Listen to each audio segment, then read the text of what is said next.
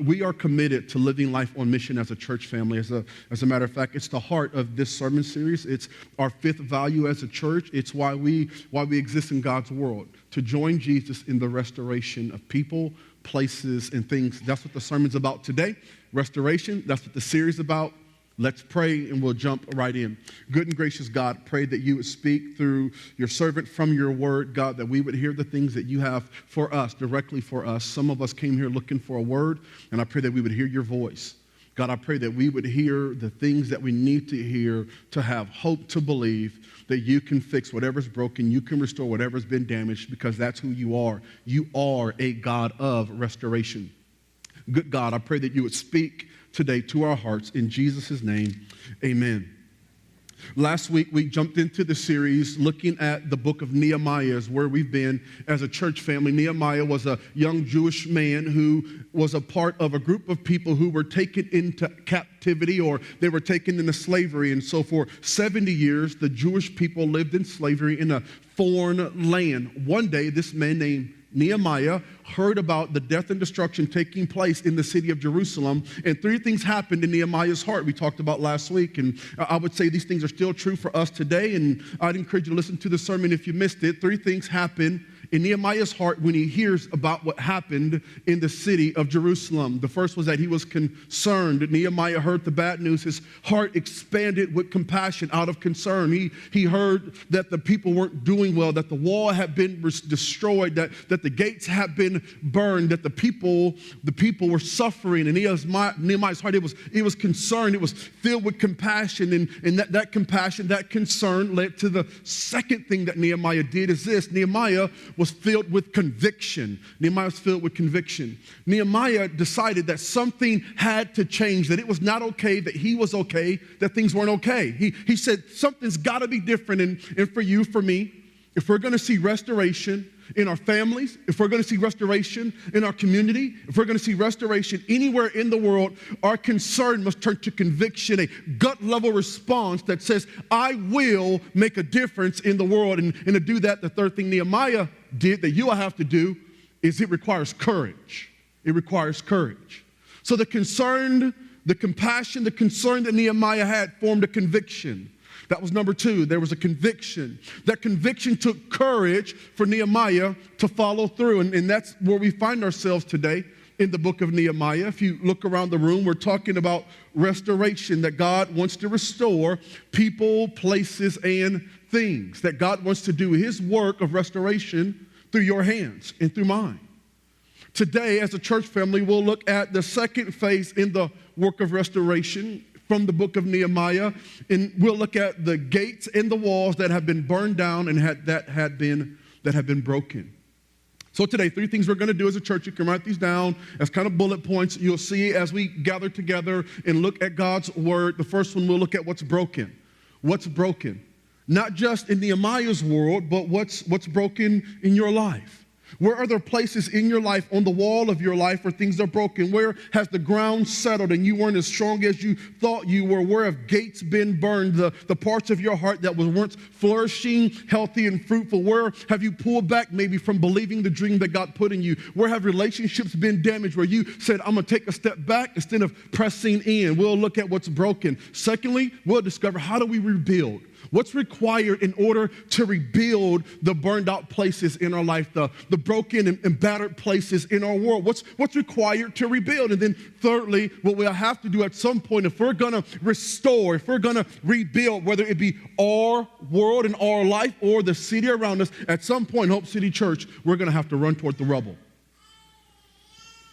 At some point, we're going to have to run toward the rubble. We're going to have to run toward the broken places in our world. At some point, we're going to have to expose ourselves from the place of honesty about the burned out places in our hearts in order for us to experience health. At some point, church, we got to run toward the rubble, and I'm grateful because historically, our last 18 months, you have proven time and time again that you're a church who's looking for the rubble so that you can run toward it to be about the work of restoration. Thank you for being who you are.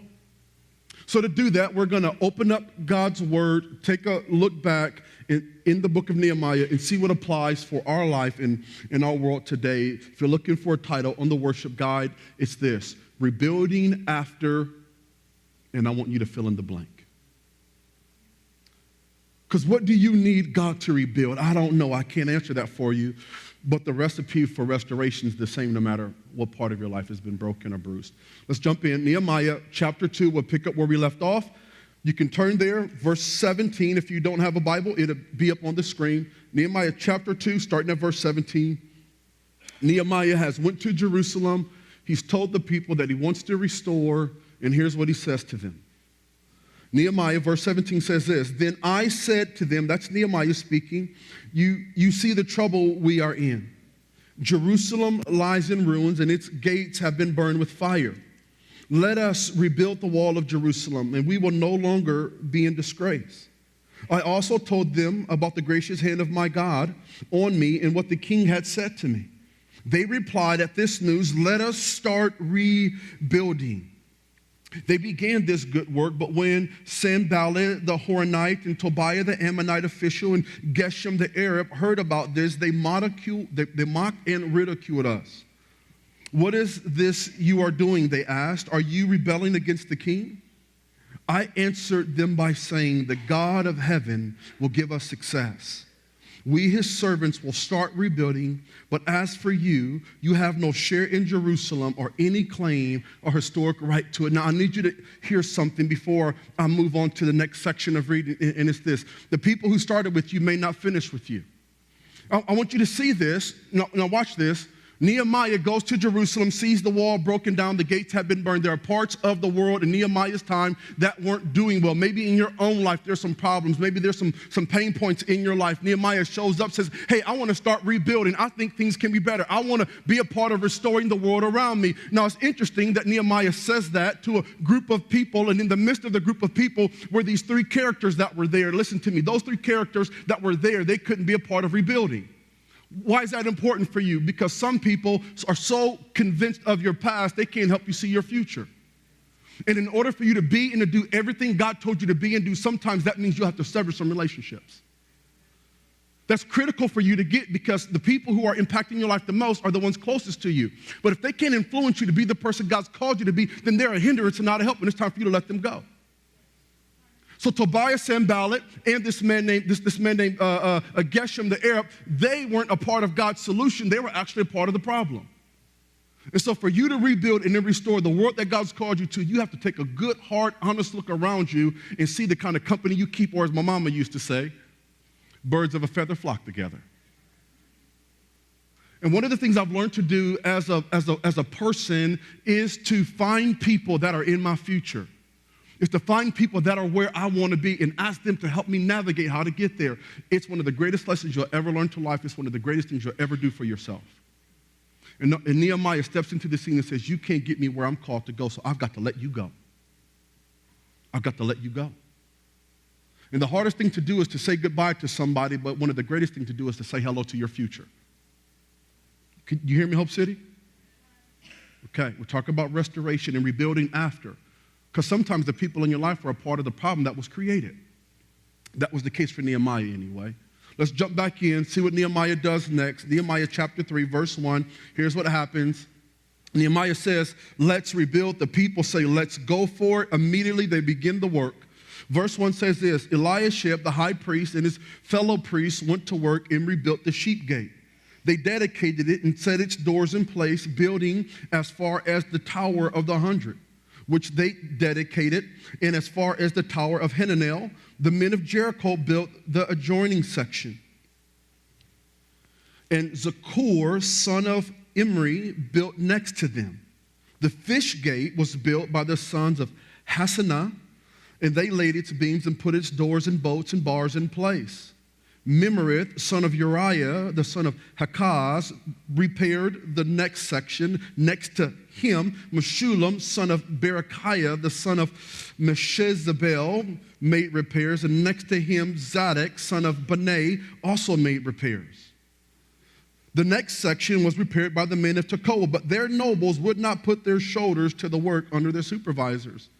Then Jeshanab gate was repaired by Jodoah, son of Peshay, and Meshullam, son of Besadiah. They laid its beams, put its doors with their bolts and bars in place. Next week, I'll tell you the importance of the names of everyone that's listed. But suffice to say, the next of the chapter continues in like manner. Men and women who put their boots on, hunker down, and get about the work of restoration.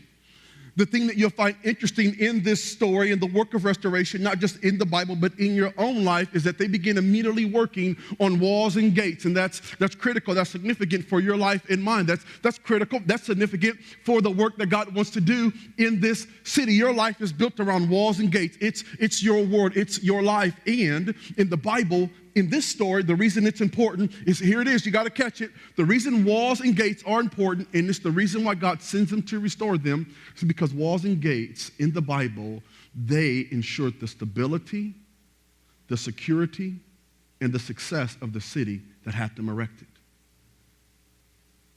Walls and gates, they ensured that the place where the people gathered, that there was security. Marauding or nomadic tribes couldn't come in. Marauding armies couldn't come and overtake them because they had walls to keep them safe. Those same walls gave a sense of stability. People knew their boundary lines. We were safe within these walls. In this city, my prayer is that we would raise up a wall, that we would set gates in place. And gates, they ensured the success of the city. So Nehemiah says, we got to get the walls and the gates set in place, because walls and gates meant safety. Walls and gates meant stability. Walls and gates meant success for the people that had them established. Why and how? Well, in the Bible, in Jesus' day, and in Nehemiah's day, when you came to a city, you just couldn't walk in. You had to walk through a gate, and at the gate of every city stood wise men, godly men, sometimes old men, and if they were good and they had good sons, they had young men at the gate with them.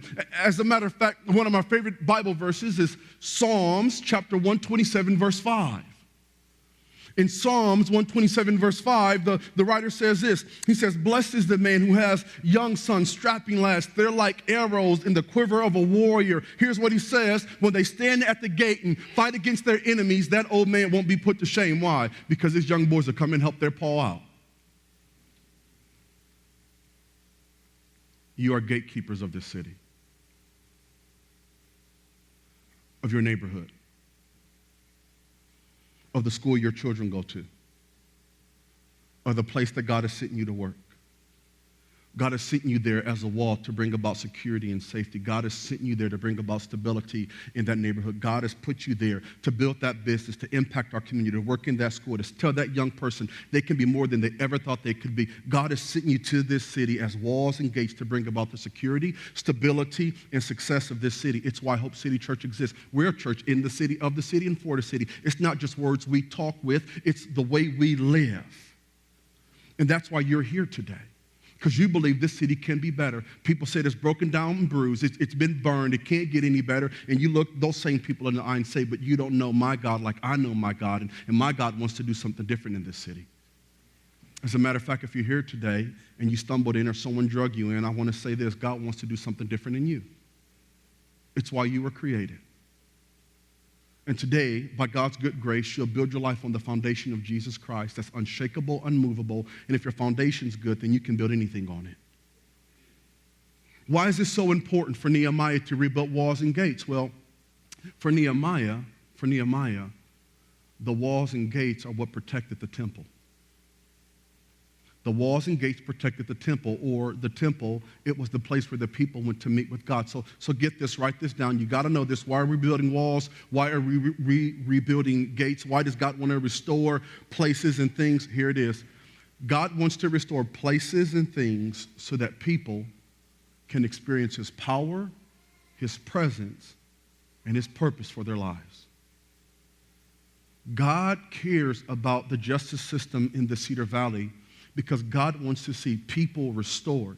God cares about the education system in the Cedar Valley because he wants to see people rebuilt.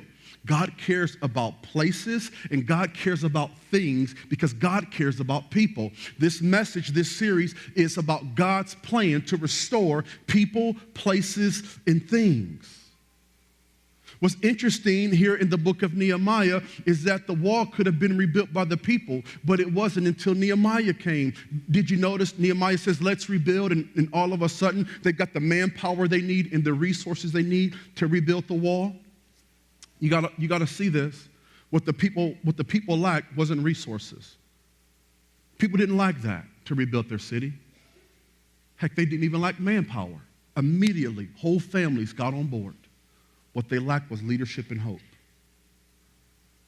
And I don't know about you, but there's been times in my life where I've looked at the broken places in my family and I just said, it just can't get better. I don't know how God's going to fix this bad decision I made. I don't know how God's going to rebuild this relationship that's been broken. I don't know how God's going to restore my hope. I don't know how he's going to do it. And lo and behold, God sent people in my life, like God sent Nehemiah to Israel, who said it can get better. It will get better, and you can do the thing God called you to do. Did you see that? What people have a way of doing is bringing hope to your heart when you feel like all hope has been deferred. See, I don't think the people had a resource problem. The people didn't have a manpower problem. The people needed to be gathered around a vision to get the job done. See, Israel, what they needed and what you need, I believe, if you got areas in your life or your community that you want to see get rebuilt, three things. The first one is this: security in God's goodness. It's number one. It's security in God's goodness. Nehemiah shows up and says, hey, God's with us. Hey, guys, listen, God's with us. The people go, but you don't understand how bad the east side of Waterloo is. You don't understand how uppity the people in Cedar Falls are, right? I'm making generalizations. I know, don't shoot me or send me hate mail later, okay? It's going to be okay. The point is, our culture will tell us, no matter if it's poverty or it's prosperity, the culture will tell us things can't change. And what I would say is that they don't know my God. First thing you got to be secure in is that God is for you. God is for you. And it don't matter if you're the one who broke the wall. It don't matter. It don't matter. It don't matter if you're the one who ruined the marriage. It don't matter. It don't matter. God is for you. He'll rebuild you if you let him. You got to be confident in that. Otherwise, we'll give up and give in when the battle gets hard. Second thing they needed was something to believe in. They had the resources already. They had the manpower. But they didn't have a reason to put their hand to the plow to get the job done. Hey, listen to me. You have to determine that your future is worth fighting for. I've already determined this city's worth fighting for. There are hundreds of you that have already determined the future for this city is worth fighting for. So you've taken jobs in law enforcement. So you've taken jobs in the food market. So you've taken jobs in the education system. So you've taken jobs by building businesses. Hey, y'all, we got Rodney's Kitchen in the house today. I felt revival come in. He's a soul food cook, by the way, in case you didn't know that. So I felt the Holy Spirit when he walked in.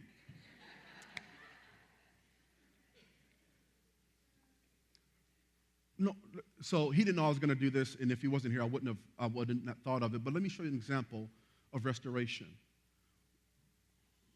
A business that's making money has had an impact on our community by giving out free meals all week. He doesn't go to this church. This is First Sunday with us. You have everything you need in your hands to succeed already. I just got to help you see how to use it for God's glory and the world's good.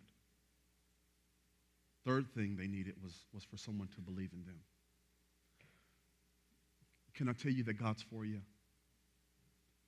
Can I just say, just even as your pastor, that I'm so proud of you. I brag about you all the time.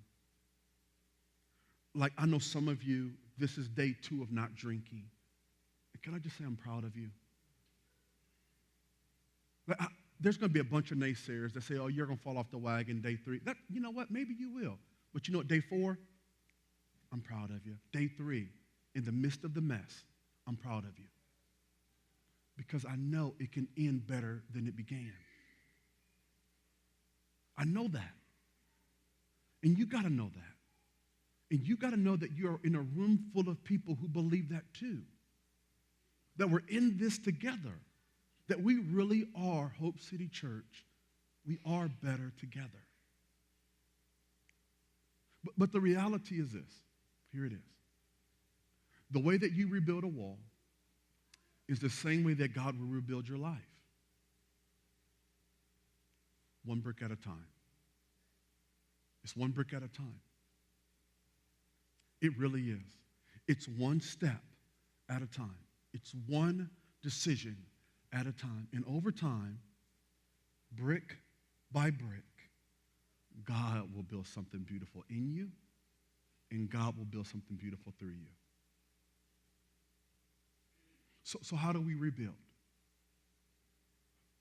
How do we restore that which is broken? Well, I said it earlier. I'll say it again. If we're going to see restoration anywhere in the world, in your life, in your workplace, in your family, in this community, at some point to see that which is broken rebuilt, we've got to run toward the rubble. We've got to run toward the rubble. There's no other way to get it rebuilt. We've got to run toward the rubble. Whether it's in your family, whether it's in your community, at some point, we've got to run toward it. We can't run away from it. We can't look at it, pass it by. We've got to be the people who, when everyone else is running from the battle, we run into the heat of the firefight, and we say, we will restore, we will rebuild, because our God is a God of restoration. That's who he is. That's what he does. And every day you look in the mirror, for those of you who have already said yes to Jesus, you can say he is. He's making something beautiful out this beautiful mess called my life. Today I had a chance to pray with a friend and told her, God makes beautiful things out of broken pieces. That's what he does. 4 tools you need to rebuild. The first one, write it down. First tool you'll need to rebuild is this. You got to identify the pain and the problems that exist. You just got to take stock. You got to take inventory. You got to look at your life and say, where at in the wall am I experiencing pain? Where are there holes in the wall? Where has my heart or my relationships been burned? Where have I experienced pain, or where are there persistent problems? For some of you, that means it's a person in your life who's bringing you problems or maybe even pain. For some of you, it's your bank account and your finances. You go, man, there's a big gaping hole. I can't do what I want to do financially because I made some bad decisions. The first key to rebuilding is being honest about what's broken. I'm going to say it again. The first key to rebuilding is being honest about what's broken.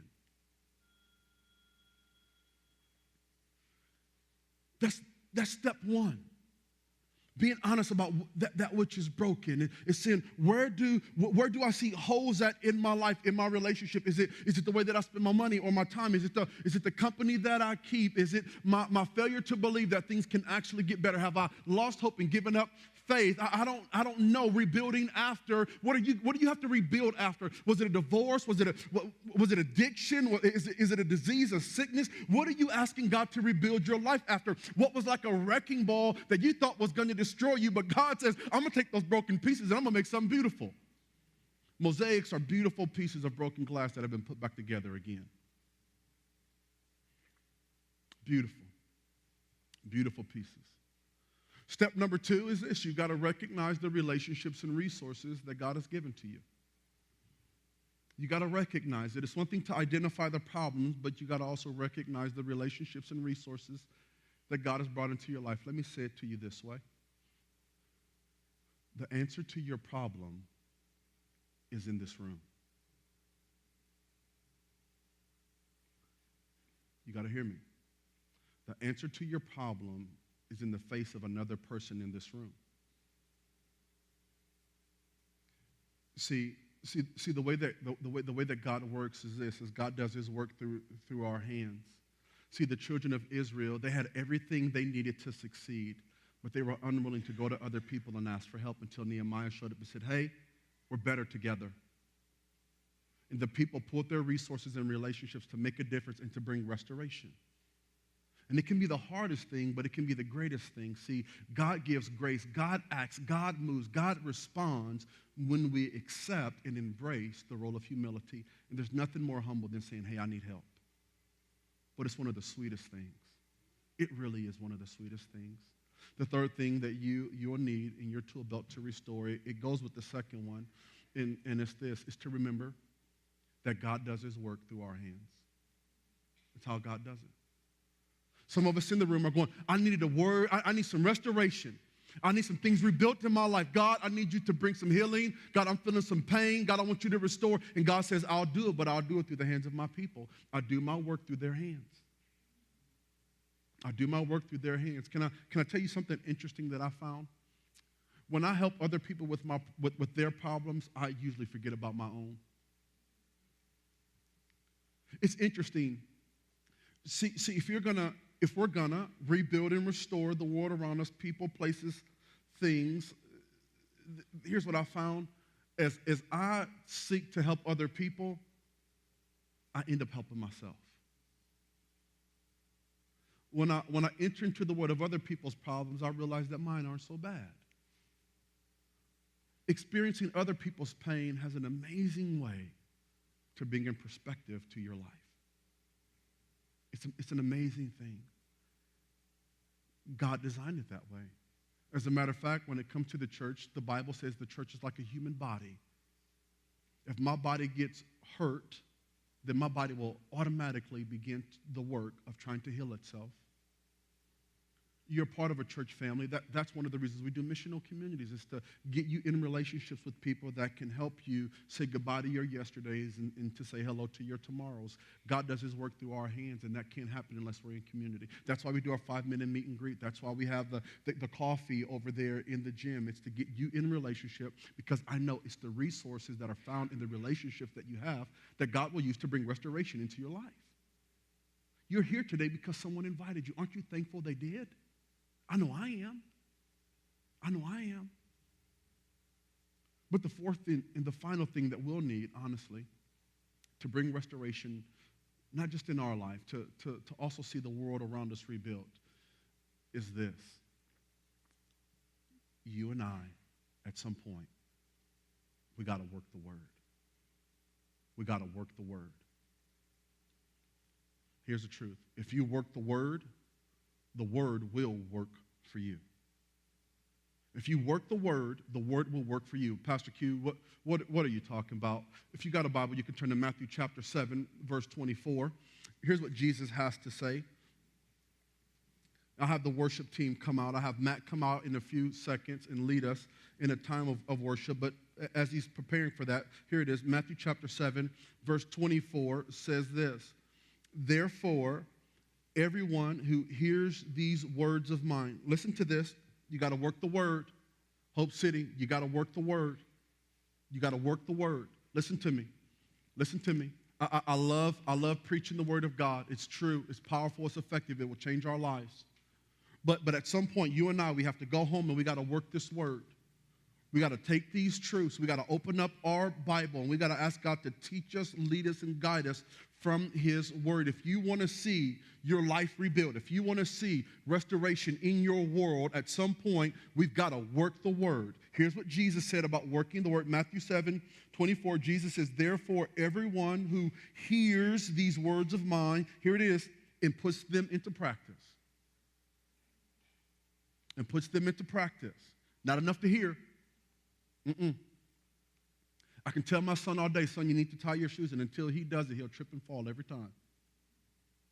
He's got to put it into practice. Here's what Jesus says. Everyone who puts my words into practice, here it is, rebuilding our lives, is like a wise man who built his house on the rock. The rain came down, the streams rose up, the winds blew and beat against that house, yet it did not fall because it had its foundation. It had its foundation on the rock. Building your life around the words and the works of Jesus Christ is like building your house on a foundation that cannot be shaken. As a matter of fact, I just can imagine some of us are in the room probably saying, well, you don't know what I've been through. You don't know what I've done. You don't know. You don't know what's been done to me. And here's what I would say to you. Here's what I would say to you. You can rebuild broken walls. And you can restore burned down gates as long as you have a firm foundation.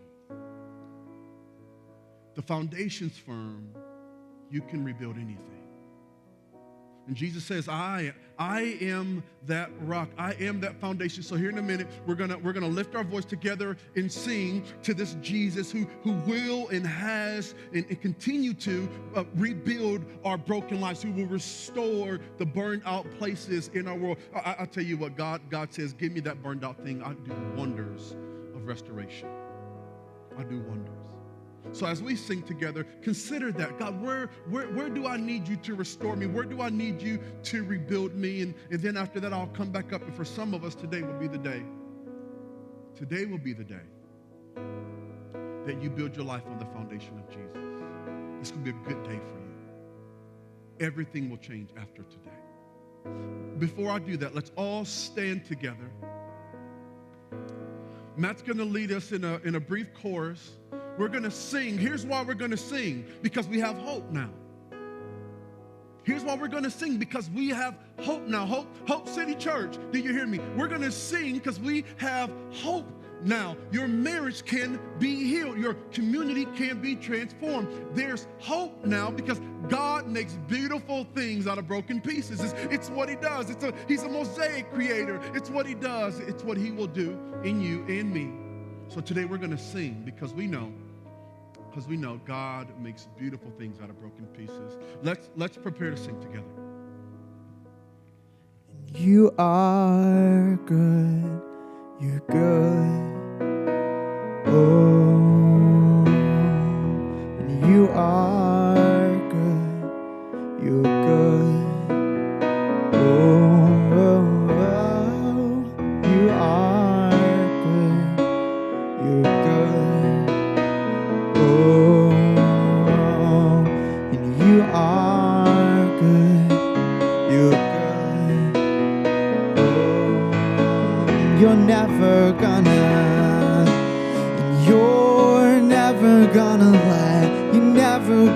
let me down. You're never gonna let me down. No, you're not. You're never gonna let me down, God.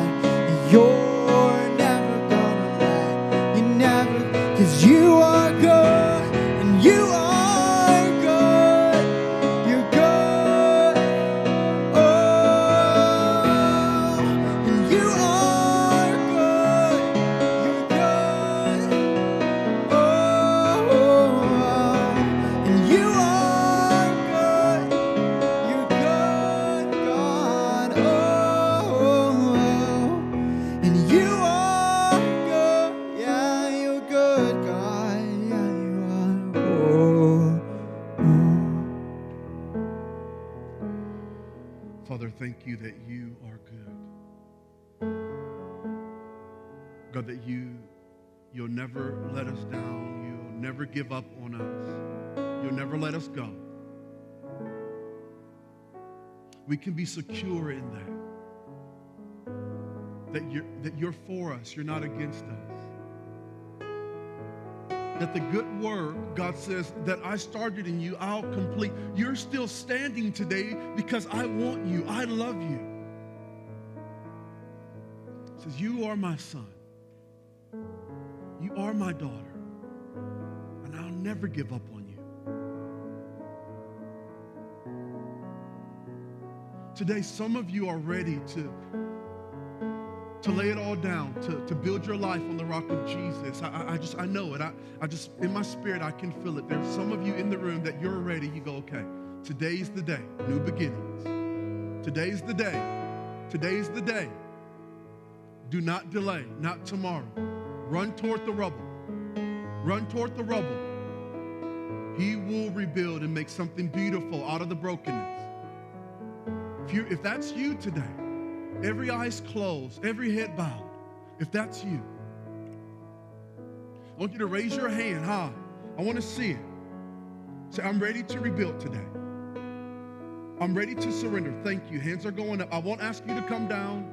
I won't ask you to come forward. Just right where you're at. I want to pray for you right where you're at. Today's an act of surrender. You're saying, God, I'm ready. I need you. Jesus Christ, help me. Things are broken in my life. I didn't think I would be where I am today, but I'm here. I don't even know how I got here, but I want things to be different. If that's you, one last time, raise your hand up high. Thank you.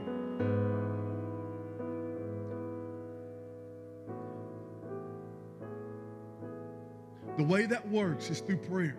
It's where it starts. A prayer of surrender. Saying, okay, God, I can't do it. I need you to help me. If you're ready to do that, and I want my whole family to pray this prayer with me because I'm ready to do that, and you're doing this maybe for the first time today, and the Lord hears you and he sees you and he goes, my son, my daughter, I've been waiting your whole life. I've been waiting for this moment for you to tell me you're mine and I am yours, and I will rebuild the damaged places, and I will restore the broken pieces, and I will heal, and I will deliver, and I will remove people from your life, and I will bring people into your life. I'm your Father. I'm good. I'm a God of restoration. I am a God of restoration. So today, we all lift our voice together and say, Jesus,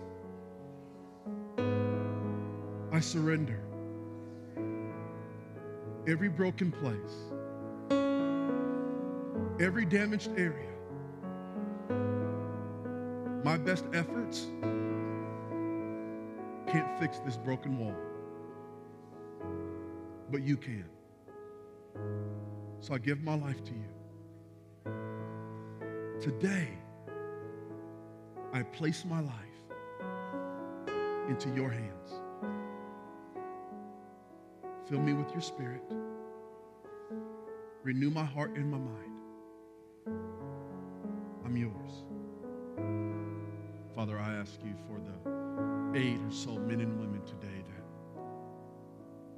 I said, I believe God can rebuild me. God, I thank you that you are faithful to complete the work that you've started in their hearts today. God, I ask that you to remove the people in their lives that are like Tobiah and Sanballat, the naysayers that say, oh, you're doing the church thing now. I just pray that there would be no fear, that these men and women would not be ashamed of you, the only one who can heal them, the only one who can restore them, the only one who can rebuild them. God, I ask that you build in such a way that no one can break. Restore, my God, this city and these lives. In Jesus' name, amen. Amen. Hope City Church, God is a God who restores. He is a God who rebuilds broken places, broken people, and broken things. And we're amongst those people today. We are those people today, people that are being rebuilt and that are joining him in the work of rebuilding. God bless you. I love you.